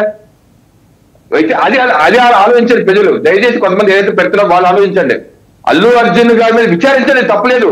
కాకపోతే ఏ రకంగా రాష్ట్ర ప్రభుత్వం అబద్ధాలు చెప్పి, రిక్వెస్ట్ లెటర్ ఇచ్చినా సరే ఇవ్వలేదని చెబుతూ అబద్ధాలు చెప్పి మొత్తం ఉన్న నెపం అంతా అల్లు అర్జున్ మీద తోసేయడం ఎంతవరకు కరెక్ట్? అలాగే పోలీస్ శాఖ, ఇప్పుడు నేను మొన్న కూడా చూపించాను మీకు, పోలీస్ శాఖ రిక్వెస్ట్ లెటర్ ఇచ్చారు. ఇప్పుడు ముఖ్యమంత్రి గారిని కూడా తప్పుదో పట్టించారు శాఖ. ఆయనే హోంమంత్రి. కనీసం ఇది తెలిసినప్పుడు కూడా, రిక్వెస్ట్ లెటర్ వచ్చింది 2 రోజుల క్రితమే, డిసెంబర్ 2వ తారీఖు వచ్చినప్పుడు కూడా కనీసం ఈ 48 గంటలుగా ఆ రాష్ట్ర ప్రభుత్వం విచారణ ఆదేశించిందా? ఎందుకు వారి యొక్క శాఖ తప్పుదో పట్టించింది? ఎందుకు అక్కడ ఉన్నటువంటి పోలీసులు రక్షణ కల్పించలేకపోయారు? పోలీసుల మీద చర్యలు తీసుకున్నారా? పోలీసులు బాధ్యత లేదా? వాళ్ళ మీద చర్యలు తీసుకున్నారా? తప్పుదో పట్టించారు కదా. ముఖ్యమంత్రి గారిని, హోంమంత్రి గారిని తప్పుదో పట్టించారు కదా. మరి దీని మీద ప్రభుత్వం కూడా బాధ్యత వహించారు కదా. అంటే ప్రభుత్వం బాధ్యత వహించదు, థియేటర్ యాజమాన్యం బాధ్యత లేదు, అక్కడ కూర్చొని మిగతా ప్రజలు కూడా బాధ్యత. కేవలం అల్లు అర్జున్ గారి దాని కదా అక్కడ ఉన్న వందలాది మంది ప్రజల బాధ్యత కూడా. సో ఎవరు బాధ్యత వహించరు, కేవలం అల్లు అర్జున్ గారి బాధ్యత వహించి కోర్టులో ఆయన మీద ఏ రకంగా పబ్లిక్ ప్రాసిక్యూటర్ ఒక హంతకుడిలాగా అతనికి బెయిల్ రాకూడదు అనేటువంటి చేసిన వాదనలో చేసిన నాటకాలకి అందరికీ కోపం వచ్చింది. ఆ విషయంలో అందరికి కోపం వచ్చింది, అందరూ తగ్గిపోవడం చెప్పింది ఆ విషయంలో. అంతేగాని ఆ బాబు మీద కానీ వాళ్ళ కుటుంబం మీద కానీ ఎటువంటి మీకు మానవతా కోణం లేదు అన్న వాదన సరైనది కాదని చెప్పి మీ ఛానల్ ద్వారా నేను వాళ్ళకి విజ్ఞప్తి చేస్తున్నాను. ఒకసారి సురేంద్ర నాయుడు గారు, మన రాయలసీమలో ఇప్పుడు మంచు మనోజ్ గారు, మౌనిక్ గారు భారీ కార్ల ర్యాలీ ఆళ్లగడ్డ దాకా చేయబోతున్నారు. కొత్త పార్టీ పెట్టబోతున్నారా, మీ పార్టీలో చేరుతున్నారా, జనసేనలో చేరుతున్నారా? భిన్నమైన కథనాలు వినవస్తున్నాయి. మంచు కుటుంబం అంటే ఈక్వల్లీ పాపులర్, మెగా కాంపౌండ్కి ఎంత పాపులారిటీ ఉందో for good or bad reasons మంచు కుటుంబానికి కూడా అంతే పాపులారిటీ ఉంది. సో ఆయన మొన్న ఎప్పుడో విష్ణు మాట్లాడుతూ అన్నారు, మేమేంటో మా ఫ్యామిలీ ఏంటో గడిచిన 30-40 ఏళ్ళుగా అందరికీ తెలుసు. నిజంగా అందరికీ తెలుసు, అందులో ఎవరికి ఎట్లాంటి డిస్ప్యూట్ లేదు. మీరేమంటారు? నిజంగా ఏమన్నా మీ పార్టీలోకి ఆయన్ని ఆహ్వానిస్తున్నారా, లేకపోతే ఆయన ఏమైనా అప్పీల్ చేసుకున్నారా తెలుగుదేశంలో చేరుతాను? Mounika is interested in Telugudesam, Manoj గారేమో జనసేన అంటున్నారట. నాకు తెలిసి మాకైతే సమాచారం లేదు. కొన్ని పార్టీల్లో చేరాలని, జనసేనలో చేరాలన్నా, తెలుగుదేశంలో చేరాలన్నా, బీజేపీలో చేరాలనుకుంటున్నారా, ఏమనుకుంటున్నారా అయితే మాకైతే సమాచారం లేదు. ఒకవేళ వాళ్ళ హక్కు, ఒకవేళ రాజకీయంలో చేరాలనుకోవడం వాళ్ళ హక్కు. అందులో వాళ్ళ నాయనకి పబ్లిసిటీ ఉంది, ఈయన కూడా సినిమాలో ఒక స్టార్ గా ఉన్నాడు. ప్రజాసేవ చేయాలనుకుంటే మౌనిక కానీ, మౌనిక వాళ్ళ ఫాదరు వాళ్ళ మదరు మా పార్టీలో ఉన్నోళ్ళే. వాళ్ళ మదర్ అయితే మా పార్టీకి ఎనలేని సేవ చేసినటువంటి వ్యక్తి. దురదృష్టం వెంటనే ఏదో యాక్సిడెంట్ లో చనిపోయారు. దాని తర్వాత ఇంక వాళ్ళ సిస్టర్ మా పార్టీలో ఉన్నారు. కాబట్టి ఆమె ఒకవేళ చేరాలనుకుంటే వాళ్ళ వ్యక్తిగత విషయం, మేమైతే వద్దనేది లేదు. ఏ పార్టీలో చేరాలనుకున్నా లేదు, రాజకీయాల్లో చేరి మేము ప్రజాసేవ చేయాలా అనే ఆలోచన వాళ్ళకుంటే స్వాగతిస్తా ఉన్నాం. అన్నిట్లో కూడా ఇబ్బంది ఏం లేదు. కాకపోతే ఇక్కడ ఏం జరుగుతుందంటే కొన్ని సామాజిక మాధ్యమాలలో నిన్న కూడా ఈ మన మోహన్ బాబు గారు ఏదైతే మీడియా మీద దాడి చేశారో దాని విషయం మీద వాళ్ళ ఇంట్లోకి ఏదో వీళ్ళందరూ కూడా మీడియా సంస్థలు తోసుకొని ఇంట్లోకి లోపలికి వెళ్ళిపోయినారు. లోపలికి వెళ్ళిపోయినా కూడా ఆయన దండం పెడతా వచ్చినాడు. దండం పెడతా వచ్చితే మైక్ ఎత్తుకొని పోయి మూతిలో పెట్టినాడు. మూతిలో పెట్టిన దానికి లాగి కొట్టినాడు అనే మాదిరి కూడా చెప్పుకుంటున్నారు. కాబట్టి కొన్ని సంఘటనలు జరుగుతుంటాయి. ఇప్పుడు ఫ్యామిలీ పెద్దది అయిపోయిన తర్వాత మామూలుగా ఏమవుతుందంటే ఒక తండ్రికి 3 బిడ్డలు పుడితే 3 కూడా ఒకే ఆలోచన, ఒకే విధంగా ఉండాలని లేదు. ఇప్పుడు కాలం మారిపోయింది. కాంపిటీషన్ ప్రపంచంలో రకరకాల ప్రవర్తనలు జరుగుతూ ఉన్నాయి. కాబట్టి ఆ ఫ్యామిలీ పెరిగింది, ఫ్యామిలీలో ఆర్థికంగా కూడా బాగా పెరిగిన తర్వాత బిడ్డలు వీళ్ళైనా కూడా బయట నుండి వచ్చేటువంటి కోడన్లు వీళ్ళు కాదు కదా, ఇక్కడ పుట్టోళ్ళు కదా, బయట నుండి కోడన్లు వస్తారు. కోడన్లు వచ్చినప్పుడు వాళ్ళకు కూడా రకరకాల ఆలోచనలు ఉంటాయి. మనం ఇంకేదన్నా చేయాలా, మీ అన్న ఇది చేస్తున్నాడు కదా, మనం ఇది చేద్దాము అనే ఆలోచనలు ఉంటాయి. ఆ ఆలోచనల్ని ఎవరైతే ఇంటి పెద్ద ఉంటాడో ఆ ఇంటి పెద్ద దగ్గర పెట్టి ఆయన దగ్గర అనుమతి తీసుకొని చేసే కాలం ఒకప్పుడు ఉండింది. ఇప్పుడు ఆ కాలం లేదు. మనం ఎదుగుతున్నాం కదా, మనం ఎందుకు తీసుకోవాలా అనే విధంగా కొన్ని డిస్ప్యూట్స్ ఉంటాయి. అంటే ఆ ఫ్యామిలీ డిస్ప్యూట్స్ కొంచెం ఈదులేక రాకుండా చూసుకోవాల్సిన బాధ్యత కూడా ఆ ఇంటి పెద్ద మీద ఉంటది. అవి సరి చేసుకుంటే బాగుంటది. రాజకీయంగా చేరాలనుకొని సేవ చేయాలనుకుంటే స్వాగతిస్తాం. ఒకసారి శివపార్వతి గారి దగ్గరికి వెళ్దాం. శివపార్వతి గారు, మీ దగ్గరికి వచ్చే ముందు ఇందాక ప్రస్తావన చేశారు. ఉందండి, మీ దగ్గరకు వస్తున్నా, మీ దగ్గరకు వస్తున్నా, ఆగండి సార్, మీ దగ్గరకు వస్తున్నా ఆగండి. ఆవిడ ఇందాక ఒక అంశం లేవనెత్తారు. ఉందండి, ఇంకా time, we have ample time. Venkateswara Reddy గారు, వీ హ్యావ్ యాంపుల్ టైం. ఇక్కడ మీరు కాన్ఫరెన్స్ చేయొద్దు, మీకు అనవసరం ఘర్షణ అవసరం లేదు. మీ దగ్గరకు వస్తున్నా, ఆవిడ ఇందాక ఒక అంశం లేవనెత్తారు, దాని గురించి మాట్లాడటానికి. సురవరం ప్రతాపరెడ్డి పేరు తగిలిస్తూ తెలుగు యూనివర్సిటీ పేరు, పొట్టి శ్రీరాములు విశ్వవిద్యాలయం పేరు మార్చటాన్ని నిన్న చంద్రబాబు గారు ఆయన దాని మీద అసహనం వ్యక్తం చేశారు. ఆయన మాట్లాడిన బయట చూసి ఒకసారి ఆవిడ దగ్గరికి వెళ్దాం. చంద్రబాబు గారు నిన్న ఆ విషయం ప్రస్తావన చేశారు. సురవరం పొట్టి శ్రీరాములు పేరు తొలగించి సురవరం ప్రతాపరెడ్డి యూనివర్సిటీగా తెలుగు విశ్వవిద్యాలయం పేరు మార్చడాన్ని ఒకసారి చంద్రబాబు ఏం మాట్లాడారో చూద్దాం. పొట్టి శ్రీరాములు గారు పుట్టిన గ్రామాన్ని అభివృద్ధి చేసి ఒక మెమోరియల్ తయారు చేయాలని పెద్ద ఎత్తున ముందుకు పోతే దాన్ని కూడా తర్వాత వచ్చిన గవర్నమెంట్ క్యాన్సిల్ చేసే పరిస్థితికి వచ్చారు. ఈరోజు అందుకే ఆమె ఇస్తున్న ఇటీవల కాలంలో విభజన జరిగిన తర్వాత హైదరాబాద్ లో ఉండే పొట్టి శ్రీరాములు గారి తెలుగు యూనివర్సిటీ పేరు మార్చే పరిస్థితికి వచ్చారు.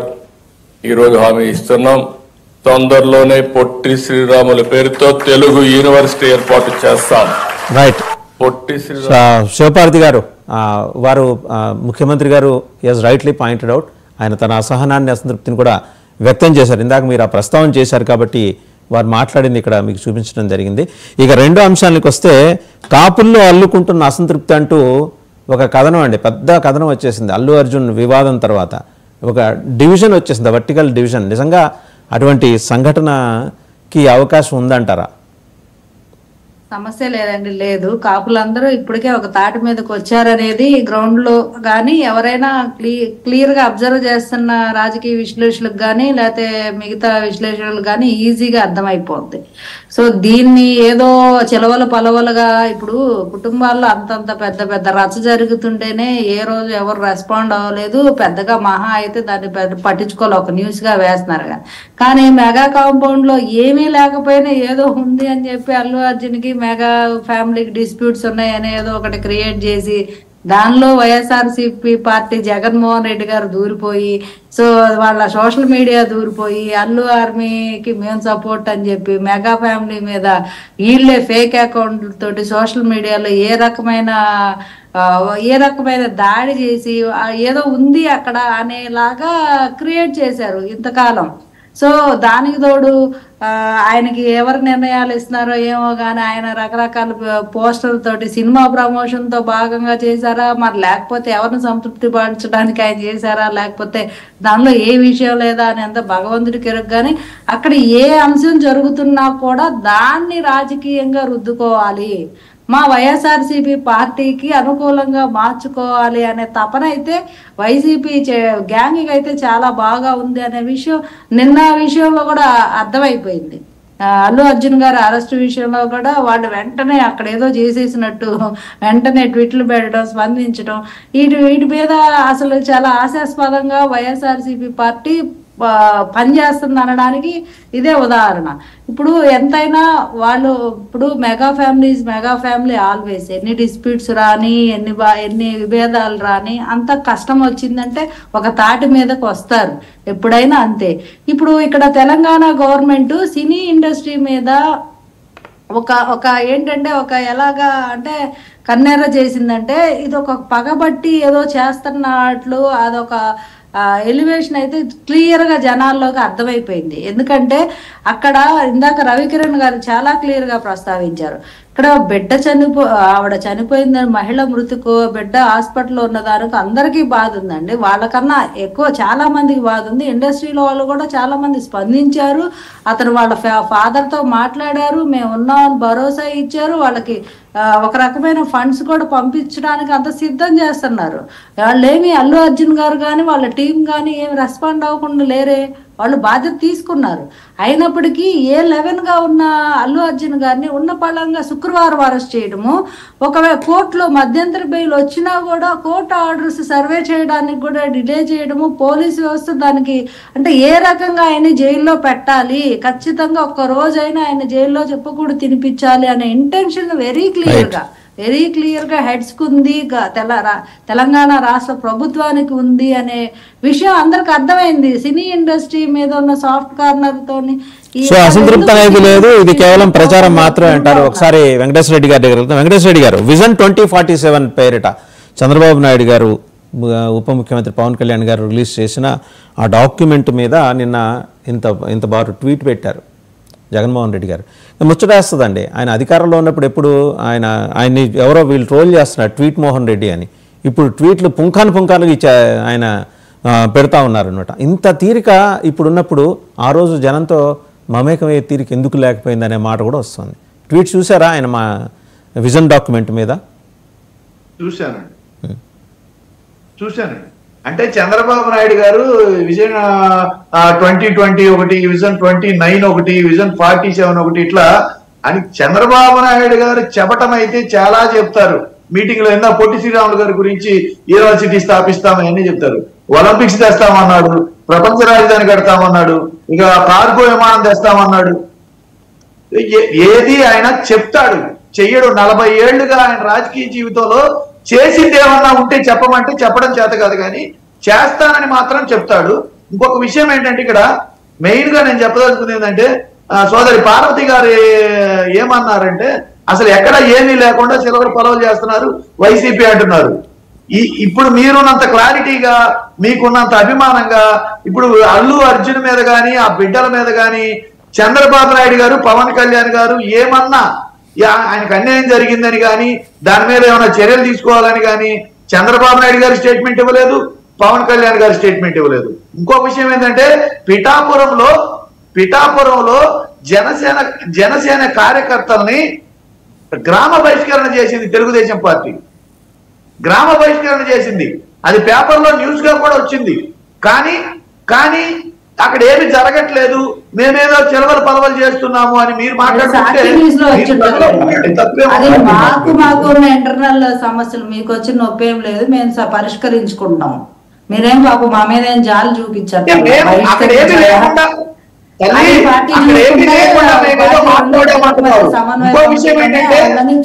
ఇక్కడ పాయింట్ నోట్ చేసుకోవాలండి మీరు. నేను క్లియర్ గా ఏం చెప్తున్నానంటే ఒక కేసులో కక్షిదారుడు ఆ వకాల్తా ఇవ్వకుండా ఏ లాయరు వాదించడు. ఫస్ట్ అది గుర్తు పెట్టుకోవాలా. కేసులో బెయిల్ రావడానికి కానీ ఆ కేసు ఆర్గ్యుమెంట్ విషయంలో కానీ లాయర్దే కీలక పాత్ర. ఆ పాత్ర పోషించింది వైఎస్ఆర్సీపీ రాజ్యసభ సభ్యుడు. ఇందులో ఏమీ లేదు, ఎవరు పూసుకున్నారు ఎవరు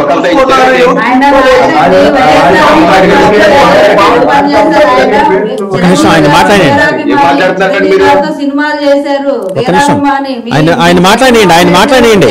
శివపార్వతి గారు లెట్ హిమ్ స్పీక్ అవుట్ అండి, టైం అయిపోతుంది. ఆయన మాట్లాడండి.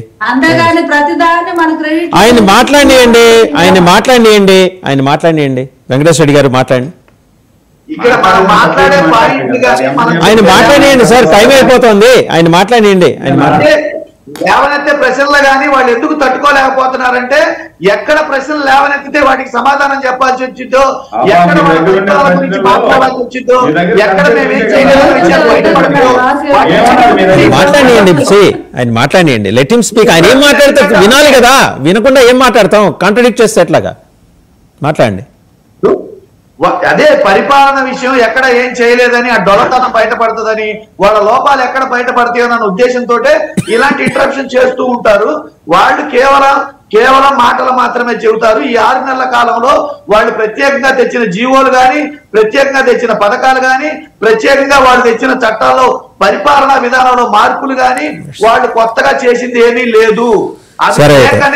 అవి లేకనే ఈ అంశాలన్నింటినీ మాట్లాడుకుంటున్నారు. సరే, ఒకసారి శివపార్వతి గారు మీరు చెప్తున్నారు కదా ఏదో మీకున్న చిన్నపాటి ఏదో అభిప్రాయ భేదాలని, అంటే మన ఇంట్లో జరిగితే అభిప్రాయ భేదాలు, వేరే వాళ్ళ ఇంట్లో జరిగితే గొడవ. ఖచ్చితంగా అంతేనా? ఇంట్లో జరిగిన గొడవను కూడా మేము పరిష్కరించుకోగల సత్తా మాకుంది. అంటే గ్రామ బహిష్కరణ చేస్తే అది చిన్న విషయమా అండి? మీకు గ్రామ బహిష్కరణ చేస్తే చిన్న విషయమా అది?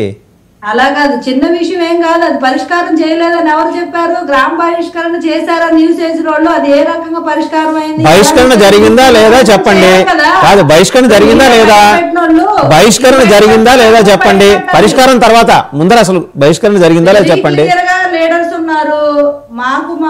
నా ప్రశ్నకి మీ దగ్గర నుంచి సూటిగా సమాధానం లేదు. బహిష్కరణ జరిగిందా లేదా? గొడవలు ఉన్నప్పుడు 2 పార్టీల్లో మధ్య 3 పార్టీల్లో మధ్య కార్యకర్తలు గొడవలు ఉండవని ఎవరు చెప్పారు? గొడవలు ఉంటే బహిష్కరించేస్తారా? నేను అడుగుతున్నా, గొడవలు ఉంటే బహిష్కరించేస్తారా? ఏమంటే మీరు తర్వాత పరిష్కరించారు, అది వేరే విషయం. బహిష్కరణ జరిగిందా లేదా అంతవరకు చెప్పండి ఫస్ట్. నేను చెప్తాను సార్. ఒక నిమిషం. రవికిరణ్ గారు మీరు ఏదో చెప్పాలనుకుంటున్నారు, మీకు ఆ జిల్లా వారు కాబట్టి మీరు చెప్పండి. ఒక పాయింట్, జస్ట్ ఒక పాయింట్. ఓకే, ఒకటైతే బహిష్కరణ చేయలేదు, అయితే దాని పక్కన పెట్టి ఒక ముఖ్యమైన అంశం అమరజీవి పొట్టి శ్రీరాములు గారి అంశం మీరు తీసుకొచ్చారు, మీకు అభినందనలు అండి. నా పాయింట్ నేను కొన్ని సంవత్సరాలుగా ఆవేదన పడుతుంది, మీ ఛానల్గా చెప్పదలుచుకున్నాను. ఇప్పుడు భాషా ప్రయుక్త రాష్ట్రాలు ఏర్పాటు చేసింది దేశవ్యాప్తంగా పొట్టి శ్రీరాములు గారి త్యాగాల మీద. అటు గుజరాత్ రాష్ట్రం ఏర్పడినా, రకరకాల రాష్ట్రాలు ఏర్పడినా, కర్ణాటక, తమిళనాడు, కేరళ కానీ వారి జాతీయ స్థాయిలో తగినంత గుర్తింపు రాలేదు. ఆ గుర్తింపు చేయాలి మనం నెంబర్ 1. ఇంకోటి, మనం రాష్ట్ర ఆవిర్భావ దినోత్సవం 1953లో ఆంధ్ర స్టేట్ ఏర్పడింది. ఇప్పుడున్న సీమాంధ్ర ఉన్న ప్రాంతం ఏదైతే ఉందో అది ఆంధ్ర స్టేట్ అన్నారు. 56లో ఆంధ్రప్రదేశ్ ఏర్పడింది. ఆంధ్రప్రదేశ్ ఏర్పడ్డాక నవంబర్ 1 ఆవిర్భావ దినోత్సవం అయిపోయింది. అలాగా పొట్టి శ్రీరాములు గారి యొక్క త్యాగం మరుగున పడిపోయింది. ఇప్పుడన్నా సరే మనం రాష్ట్ర ప్రభుత్వం పొట్టి శ్రీరాములు గారి జయంతి రోజు కానీ వర్ధంతి రోజు కానీ రాష్ట్ర ఆవిర్భావ దినోత్సవంగా జరుపుకోవాల్సిన అవసరం ఉంది. లేకపోతే ఆంధ్ర స్టేట్ ఏర్పడిన రోజు ఏ రోజు అయితే ఏర్పడిందో ఆ రోజైనా సరే రాష్ట్ర ఆవిర్భావ దినోత్సవం జరుపుకోవాలి. ఈ మూడింటిలో ఏదో ఒకటి ఎంచుకొని ఈ యొక్క సమస్యకి శాశ్వత పరిష్కారం ఇవ్వాలని చెప్పి మీ ఛానల్ ద్వారా మా ప్రభుత్వానికి విజ్ఞప్తి చేస్తున్నాను. రైట్. అంటే మీరు విజ్ఞప్తి కాదు, ఎలాగో మీరు అసెంబ్లీలో తీర్మానం చేసుకోవచ్చు కదా, 164 మంది ఉన్నారు కదా, మీరంతా కలిపి తీర్మానం చేయండి, ఇన్సిస్ట్ చేయండి. అది కూడా చేస్తారండి. కాకపోతే మీరు అవకాశం ఇచ్చారు కాబట్టి మీ ప్లాట్ఫామ్ మీద నేను కూడా విజ్ఞప్తి చేస్తాను, అది కూడా చేస్తాను. రైట్. శివపార్తి గారు, అంటే ఆయన ఒక వ్యాలిడ్ పాయింట్ అయితే రైజ్ చేశారు. నేను ఐ సపోర్ట్ హిస్ స్టేట్మెంట్ అండి. రవికిరణ్ గారు, పొట్టి శ్రీరాములు గారు నవంబర్ 1 కాకుండా పోయి అదేదో రాష్ట్రం విడిపోయినప్పుడు ఆ డేట్ తీసుకుని రాష్ట్ర ఆవిర్భావ దినోత్సవం ఏంటండి? ఎవరైనా చూడటానికి వినటానికి కూడా కొద్దిగా ఇబ్బందిగా లేదు? అవునండి, ఖచ్చితంగా ఉంది. ఇప్పుడు తెలుగు యూనివర్సిటీ ఏదైతే చేస్తా ఉన్నారో దాన్ని కూడా ప్రపంచ స్థాయి గుర్తింపు తెచ్చేలాగా కూడా చర్యలు తీసుకోవాలని రవికిరణ్ గారు భావించినట్లుగా అందరికీ అది ఉంది. మన ఆంధ్ర రాష్ట్రం ఆయన ప్రాణత్యాగం మీద వచ్చింది కాబట్టి దానికి ప్రత్యేకంగా ఆయన బలిదానం రోజున కానీ లేకపోతే అవతరణ దినోత్సవమైనా కానీ ఏదైనా అది అందరూ చూసేలాగా దాన్ని ఇప్పుడు నిన్న ప్రస్తావించారు కదా పవన్ కళ్యాణ్ గారు, విజన్ డాక్యుమెంట్ 2047 అనేది కనుక అమల్లోకి వస్తే దాని ఆ క్రెడిట్ పొట్టి శ్రీరాములు గారికి వెళ్ళేలాగా దాన్ని ఏదో దానికి ఒక ఇది వచ్చేలాగా, క్రెడిబిలిటీ వచ్చేలాగా మనం అందరం చేయాలి. ఆయన బలిదానానికి అప్పుడే మనకి ఒక గుర్తింపు ఉంటది అని ఇక్కడ నుంచి ప్రతి సంవత్సరం ఆయన బలిదానం దినోత్సవం రోజు ఒక ఇదిగా చేయాలి, ఒక ప్రయోగాత్మకంగా చేయాలి, అందరూ గుర్తించుకునేలాగా, అందరూ దీని గురించి మాట్లాడుకునేలాగా మనం చేయాలి అనే ఒక ఆలోచన ప్రభుత్వం చేస్తున్నందుకు మేము హర్షిస్తున్నాము. అదే స్థాయిలో ఈ విధంగా చేసుకుంటూ పోతే కూడా ఆయన అనేది భావితరాలకి ఆయన చేసిన త్యాగాన్ని మనం ఫార్వర్డ్ చేసినట్టు ఉంటది. అట్ ద సేమ్ టైం మన దేశంలో మన రాష్ట్రానికి ఆయన చేసిన ప్రాణ త్యాగానికి ఒక గుర్తింపు ఉండేలా కూడా ఉంటది. అంటే ఒక తెలుగు మాట్లాడే అన్ని స్టేట్లకి సంబంధించి ఆయన ఉమ్మడి ఆంధ్ర రాష్ట్రం కోసం పోరాడారు. ఒక తెలుగు మన ఆంధ్ర రాష్ట్రం కోసమే కాదు, తెలంగాణ కోసం కూడా. At the same time Telangana ప్రభుత్వం కూడా దీని మీద బాధ్యత తీసుకోవాలి వాళ్ళు కూడా. ఎందుకంటే తెలుగు యూనివర్సిటీని పేరు మార్చారు, అది వాళ్ళు చాలా చారిత్రాత్మక తప్పిదం చేసినట్టే. దాన్ని with due respect Suravaram Pratap Reddy గారు ఆంధ్రుల చరిత్ర అని ఒక అద్భుతమైన గ్రంథం రాశారు. వారికి కూడా మనం అదే స్థాయిలో వారి ఖ్యాతిని మనం గుర్తుంచుకోవాలి. కన్నాను ఆయనకి ఇంకేదైనా దానిలో ఆయన గుర్తుగా చేయాలి తప్పితే భాషకు సంబంధించిన దానిలో ఉన్నదాన్ని తీసి ఆయన పేరు పెట్టడం అనేది ఈయన తగ్గించి ఆయన పెంచడం కాదండి. మనకు అందరూ సమానమే కాబట్టి ఈయన ప్రాణత్యాగం కూడా మనకు అంటే ఎక్కువ మంది చూసింది కాబట్టి, ఎక్కువ ఆయన చేసింది ఎక్కువ అందరిలో స్ఫూర్తిని రగిలించింది కాబట్టి ఇలాంటి వ్యక్తుల్ని చిన్నతనం చేసే పరిస్థితి అయితే ప్రభుత్వాలు అలాంటి తప్పిదాలు చేయాలి. థ్యాంక్ యూ శివపార్తి గారు, పాదయాత్ర వెంకటేశ్వర రెడ్డి గారు,